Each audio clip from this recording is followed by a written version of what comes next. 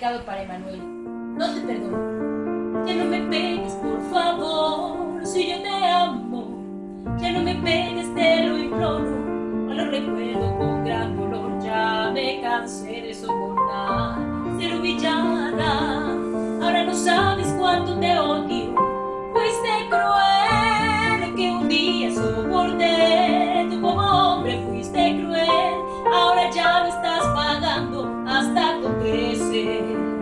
No te deseo ningún mal, tampoco que te vaya bien. Emanuel, no te perdono. Fuiste